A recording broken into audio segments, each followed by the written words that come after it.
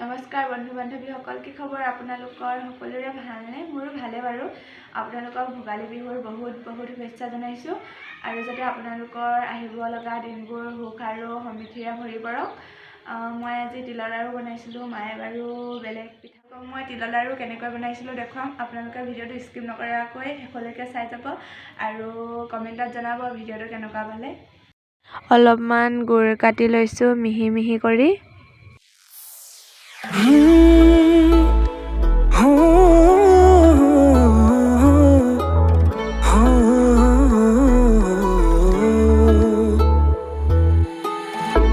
মোৰ গুড় কটা হৈ গ'ল। মই চাহ খোৱা কাপত একাপ কৰি 4 কাপ তিল লৈ ল'ম।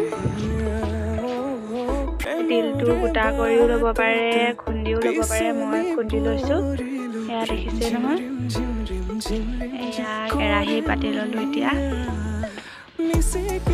তিলখিনি প্ৰথমতে ভাজি ল'ম। তিলখিনি দেখাত অলপ বগা বগা লাগিছে কাৰণ মই বাকলিখিনি আঁতৰাই লৈ ভালদৰে চাফা কৰি ধুইছিলোঁ। ভাজোঁতেনে একেৰাহে লৰাই থাকিব লাগিব, নহ'লে দেৰি যাব পাৰে। তিলখিনি অকণমান ভজাৰ দৰে ৰং উঠিলে, সেইকাৰণে এতিয়া এইখিনি নমাই দিম।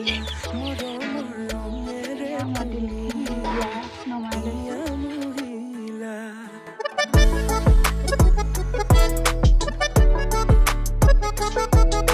সোৱাদৰ বাবে লং ইলাচি গুড়িও অকণমান দি দিছোঁ। এতিয়া গুড়খিনি অলপমান বগাই ল'ম।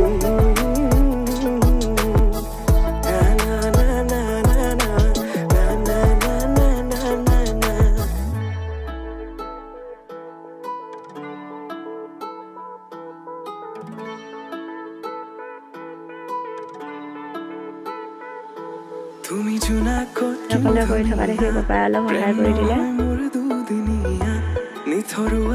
যদি মোৰ ভিডিঅ'টো চাই ভাল পালে তেনেহ'লে লাইক, কমেণ্ট, শ্বেয়াৰ কৰি দিব আৰু যিসকল মোৰ ভিডিঅ'টো নতুন সেইসকলে চেনেলটো ছাবস্ক্ৰাইব কৰি দিব।